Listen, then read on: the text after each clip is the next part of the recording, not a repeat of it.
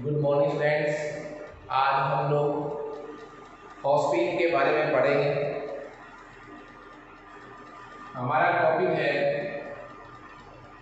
Phosphine.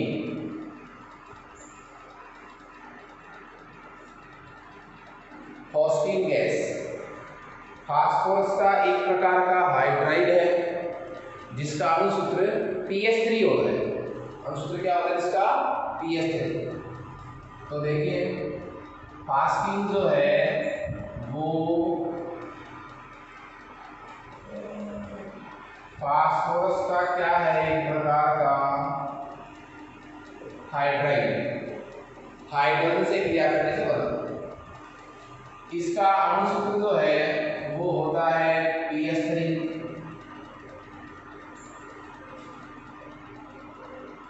ये इसका general introduction था। सूत्र होता है PH3 और फास्फोरस का एक क्या है, ये एक प्रकार का हाइड्राइड है। ओके, अब हम इसकी बनाने की विधियों पर विचार करेंगे। तो हमारा नेक्स्ट टॉपिक रहेगा फास्फीन का विरचन, किस प्रकार फास्फीन बनाई जाती है। तो फर्स्ट मेथड जो है वो है कि आप कैल्शियम फास्फाइड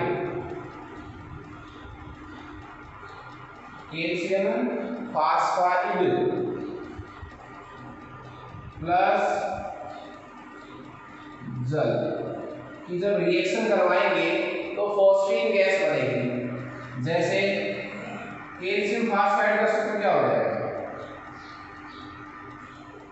Ca3P2।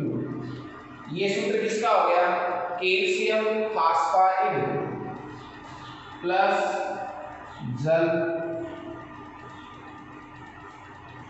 तो बन जाएगा फास्फीन। एक तो बन जाएगा कैल्शियम हाइड्रोक्साइड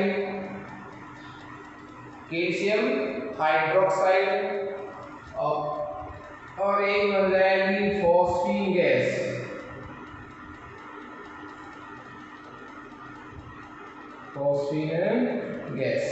ओके, हम इस विधि में थोड़ा सा चेंज कर सकते हैं। आप कैल्शियम फास्फाइड की जगह सोडियम फास्फाइड भी ले सकते हैं। तो सेकंड मेथड हमारे पास क्या हो जाएगी कि आप यदि क्या लें,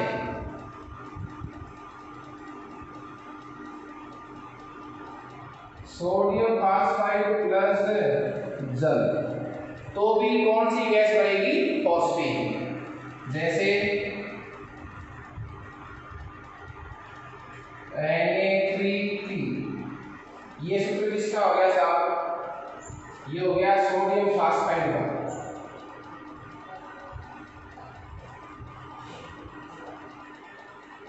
तो सोडियम फास्फाइड की क्रिया किससे करवाएंगे? जल से। तो भी हमारे पास सोडियम हाइड्रोक्साइड प्लस गैस कौन सी बनेगी? PH3। तो इस तरह हम कैल्शियम फॉस्फाइड या सोडियम फास्फाइड की क्रिया जल से करवाएं तो हमें फॉस्फीन गैस प्राप्त हो सकती है। हम लोग कैल्शियम फास्फाइड और सोडियम फास्फाइड दोनों की क्रिया जल के अलावा तनु हाइड्रोक्लोरिक अम्ल से भी करवा सकते हैं। तो भी गैस कौन सी बनेगी? फॉस्फीन। देखिए, बनाने की विधियों में जो सबसे इंपॉर्टेंट मेथड है वो मैं आपको बताने जा रहा हूं कि आप सफेद फास्फोरस को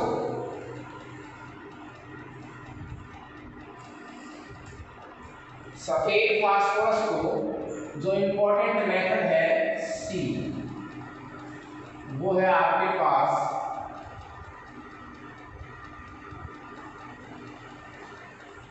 कि आप श्वेत फास्फोरस को NaOH के जलीय विलयन,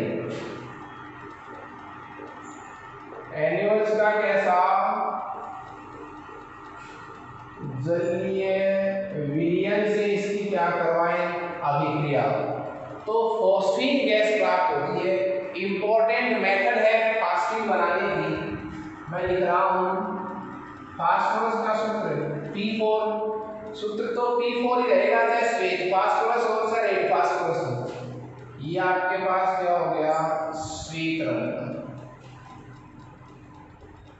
sodium hydroxide plus H2 P4 plus NaOH plus H2O। ये NaOH का कैसा विलयन हो गया, जलीय विलयन। तो यहां से बनेगा NaH2PO2 प्लस फॉस्फीन गैस, नाम हो जाएगा सोडियम हाइड्रोफास्फाइड, सोडियम हाइड्रोफास्फाइड। और सह उत्पाद के रूप में हमें कौन सी गैस प्राप्त हो रही है, फॉस्फीन गैस प्राप्त हो रही है। देखिए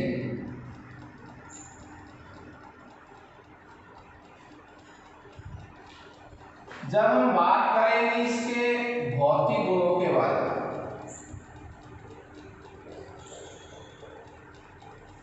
कौन सी गैस के भौतिक गुणों के बारे में, फॉस्फीन गैस के भौतिक गुणों के बारे में बात करेंगे, तो हमारे सामने आता है कि एक प्रकार की एक ऐसी गैस है, रंगहीन गैस है, कोई इसका रंग नहीं है और अज्वलनशील है। क्या है, अज्वलनशील। लेकिन कब, जब ये ऐसी अवस्था में होती है, शुद्ध अवस्था में, तब ये क्या है, अज्वलनशील।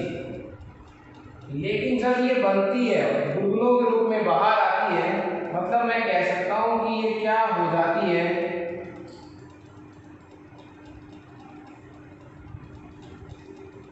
ये ज्वलनशील हो जाती है यदि कैसी अवस्था में हो, अशुद्ध अवस्था में। तो अशुद्ध फॉस्फीन जो है वो ज्वलनशील होती है और शुद्ध फॉस्फीन जो है वो क्या होती है, अज्वलनशील। लेकिन जब ये बनती है उस समय इसमें किसी वजह से क्या आ जाती है, अशुद्धता, तो हम क्या उपाय कर सकते हैं, इसकी ज्वलनशीलता को क्या करें, खत्म करें। इसके लिए क्या करेंगे, हम फॉस्फीन को पोटेशियम, हम फॉस्फीन को HI से रिएक्शन करवाएंगे। इससे रिएक्शन करवाएंगे HI से। किसका उपाय बताया मैंने, मैं आपको फिर से बता दूं, हमने क्या प्रॉब्लम सॉल्व की है। हम ये चाहते हैं कि जो फॉस्फीन शुद्ध अवस्था में क्या है, अज्वलनशील है, वो अशुद्ध अवस्था में क्या हो जाती है, ज्वलनशील। तो इस, और पता है जब फॉस्फीन बनेगी तो किसी वजह से उसमें अशुद्धता आ ही सकती है, तो फिर तो इसमें आग लग जाती है। हम ये चाहते हैं कि जब ये फॉस्फीन बने और किसी वजह से उसमें अशुद्धता आ भी जाए तो ये आग नहीं पकड़े, आग नहीं पकड़े। इस हेतु हम फॉस्फीन गैस को, इस हेतु हम फॉस्फीन गैस को हाइड्रोजन आयोडाइड में अवशोषित करवाते हैं। उपाय क्या बताया मैंने, किसका उपाय है, फॉस्फीन गैस की ज्वलनशीलता को रोकने के लिए हम फॉस्फीन गैस को HI हाइड्रोजन आयोडाइड में अवशोषित करवाएंगे। हाइड्रोजन आयोडाइड में क्या करवाएंगे? अवशोषित करवाएंगे। तो बनेगा फास्फोनियम आयोडाइड। क्या बनेगा? फास्फोनियम आयोडाइड। ये बन गया आपके सामने क्या? फास्फोनियम आयोडाइड। ओके, तो ये जो फास्फोनियम आयोडाइड बना है, ये क्यों बनाया हमने? कि हम बनाने वाली पीएचडी की ज्वलनशीलता को कम करना चाह रहे हैं। तो हमें हाइड्रोजन आयोडाइड में इसको एक बार क्या करवा दिया? एब्जॉर्ब करवा दिया। हमें पुनः फास्फीन प्राप्त करनी है, क्योंकि फास्फीन हमें प्राप्त करनी थी, हमने बना ली। इसी फास्फीन को हमने इसकी ज्वलनशीलता को कम करने हेतु एक बार किसमें अवशोषित करवा दिया? हाइड्रोजन आयोडाइड में। अब हमें पुनः इससे क्या प्राप्त करनी है? फॉस्फीन। तो क्या करेंगे? फॉस्फोनियम आयोडाइड को हम केवल से रिएक्शन करवाते हैं। पोटेशियम हाइड्रोक्साइड से हम इसकी क्या करवाते हैं? रिएक्शन करवाते हैं। तो वापस से आपको फॉस्फीन प्राप्त हो जाएगी। Potassium iodide plus H2। इस तरह हमें पुनः क्या प्राप्त होगी? फॉस्फीन गैस प्राप्त हो जाती है।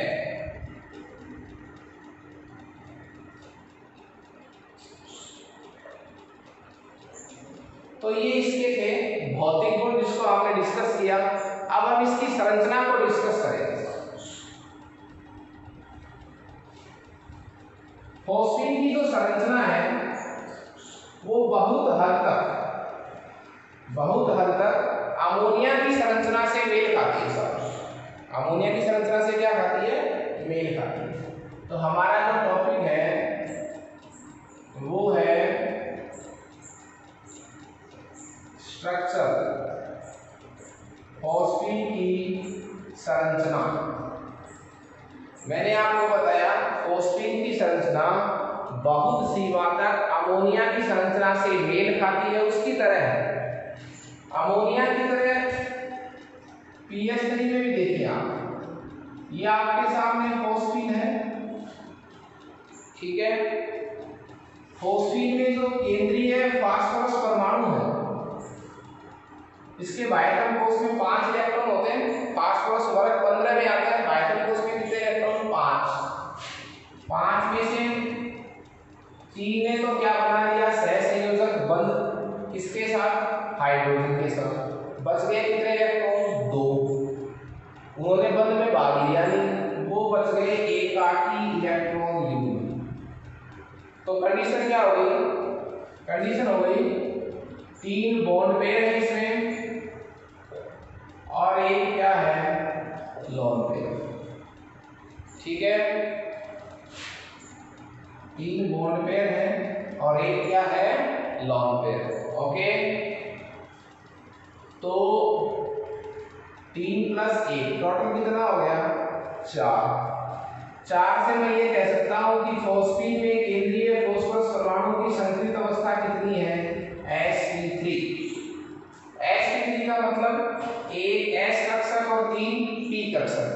तो अमोनिया की तरह इसमें भी कैसा संकरण आया? बोलिए, कैसा संकरण आया इसमें? इसमें संकरण आया sp3। तो मैं p पर एक लोन पेयर लगा सकता हूं। तो सेम स्ट्रक्चर मेरे को बनानी है।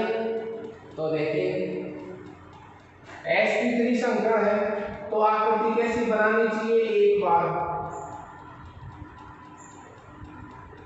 चतुष्फलकीय। एक बार आकृति कैसी बनानी चाहिए? चतुष्फलकीय या टेट्राहेड्रल। ओके, लेकिन तो टेट्राहेड्रल के नाम से बनाओ एक बार आप। ये P, ये टेट्राहेड्रल जानते हो। एक हाइड्रोजन, 2 हाइड्रोजन, 3 हाइड्रोजन, एक क्या पड़ा है? Lone pair. चूंकि फॉस्फीन में कैसा संकरण आया? sp3, कि फॉस्फीन में कैसा संकरण आया, sp3। तो sp3 संकरण के हिसाब से तो ज्यामिति कौन सी बननी चाहिए, चतुष्फलकीय है। अब चतुष्फलकीय ज्यामिति मैंने बना दी, परंतु हमने एक थ्योरी पढ़ी थी VSEPR थ्योरी।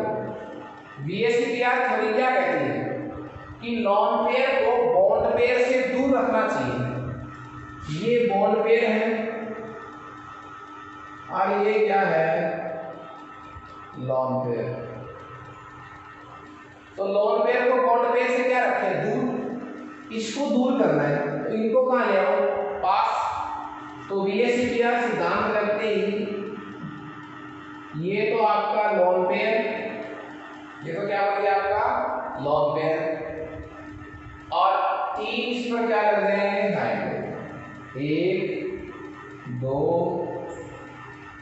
बंद कोण जो है वो आ गया इसका 94 डिग्री। अमोनिया में कितना बंद कोण था, 107 डिग्री। ये प्रश्न अपन आगे पढ़ेंगे कि नाइट्रोजन से लेकर फास्फोरस तक जाने पर, फास्फोरस से आर्सेनिक की तरफ जाने पर और आर्सेनिक से एंटीमनी की तरफ जाने पर इन तत्वों के हाइड्राइडों के बंद कोण में कमी आती है। क्यों, क्योंकि आकार बढ़ता है और विद्युतता में क्या आती है, कमी। तो ये इसकी संरचना होगी। संरचना का नाम क्या निकाल देंगे, पिरेमिड। संरचना का नाम क्या निकाल देंगे, पिरेमिड। ठीक है, थोड़ा सा इसको ऐसे ही लिख सकते हैं, तो ये लीजिए 1 2 और 3। तो इसकी संरचना क्या हो गई, अमोनिया की तरह। पिरेमिडी संरचना, बंद कोण कितना हो गया, 94 डिग्री। संक्रमण कैसा हो गया इसमें, sp3। तो ये फॉस्फीन की स्ट्रक्चर थी। अब हम फॉस्फीन के रासायनिक गुणों के बारे में पढ़ेंगे साहब।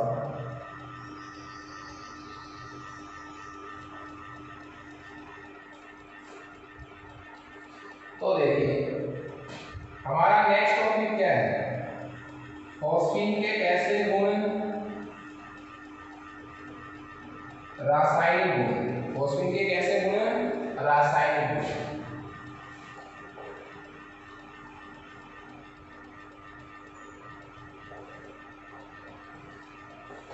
रासायनिक गुणों की जहां तक बात है, मैं कुछ गुण आपको पहले ही बता चुका हूं कि फॉस्फीन जो है वो रंगहीन, सड़ी हुई मछली के गंध के समान गंध वाली गैस है, जहरीली गैस है, इसका कोई रंग नहीं होता, जल में आंशिक रूप से विलेय होती है। जल में आंशिक रूप से क्या होती है, विलेय होती है। यदि इसका अपघटन कर दिया जाए तो 1 नंबर में क्या पढ़ूंगा, ताप अपघटन। क्या पढ़ूंगा, ताप अपघटन। यदि फास्फीन को मैं टेम्परेचर के थ्रू यदि गर्म करूं तो जो फास्फीन का जलीय विलयन है वो प्रकाश की उपस्थिति में विघटित भी हो सकता है और हमें देगा रेड फास्फोरस, लाल फास्फोरस प्लस। अब देखिए आप, जो फास्फोरस के पास साथ में कौन सी गैस मिली है, यहाँ पर हाइड्रोजन, ये आपको ध्यान रखना है। तो फास्फीन गैस जो है प्रकाश की उपस्थिति में विघटित होकर लाल फास्फोरस बनाती है।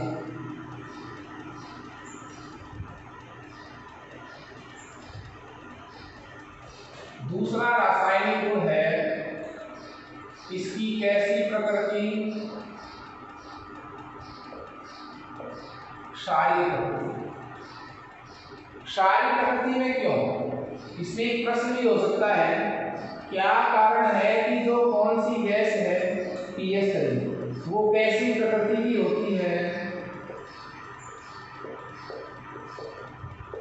क्षारीय प्रकृति। कौन सी प्रकृति की होती है, क्षारीय प्रकृति। तो उसका रीजन हम अमोनिया की तरह देंगे। उसका रीजन किसकी तरह देंगे हम, अमोनिया की pH3 में केंद्रीय फास्फोरस परमाणु पर एकाकी इलेक्ट्रॉन युग्म पाया जाता है जो इसकी इलेक्ट्रॉन दाता प्रकृति को व्यक्त करता है। जो कि फास्फोरस पर क्या पड़ा है, एकाकी इलेक्ट्रॉन युग्म पड़ा है, इसलिए फास्फोरस जो है वो क्या है, इलेक्ट्रॉन युग्म दाता। और इलेक्ट्रॉन युग्म दाता कौन होते हैं, वो होते हैं क्षार। वो कौन होते हैं, क्षार होते हैं। इसकी परिभाषा के अकॉर्डिंग, लुईस की परिभाषा के अकॉर्डिंग। इसलिए pH3 को मैं कैसी प्रकृति का बोल सकता हूं कि वो एक लुईस क्षार की भांति व्यवहार करती है। ओके,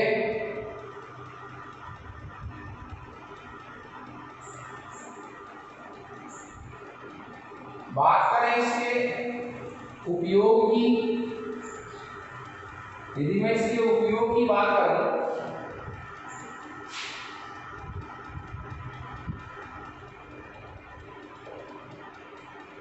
तो इसका मुख्य उपयोग क्या है,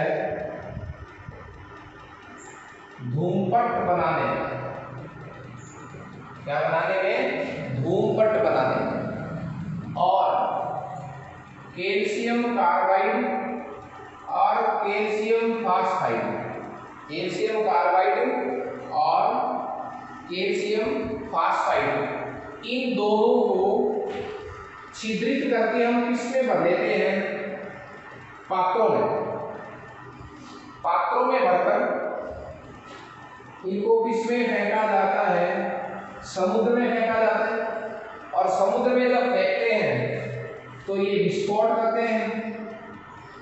क्यों करते हैं, क्योंकि ये सब जल से क्रिया करके कैसी गैस बनाएंगे, फास्फिन गैस बनाएंगे। फास्फिन बनेगी तो विस्फोट होगा। और इन विस्फोट का उपयोग जो है वो होम्स सिग्नल में, होम्स सिग्नल के रूप में किया जाता है। खतरों के चिन्ह के रूप में इनका प्रयोग किया जाता है। कैल्शियम कार्बाइड और कैल्शियम फास्फाइड को पात्रों में भरकर, थैलों में भरकर समुद्र में फेंका जाता है तो उससे विस्फोट होता है, जिनका हम होम्स सिग्नल के रूप में यूज करते हैं।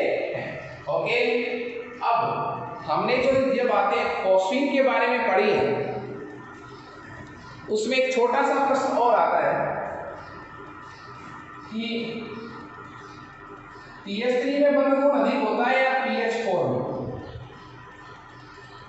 तो बंध कोण किसमें अधिक होता है, pH4+ में। क्यों, क्योंकि pH3 में क्या करा है, एकाकी इलेक्ट्रॉन युग्म, इसलिए बंध क्या आ जाते हैं पास में। इसमें sp3 सल्फर, इसमें कोई क्या नहीं है, बताइए, नॉन पेयर नहीं है, तो बंध नजदीक नहीं आते।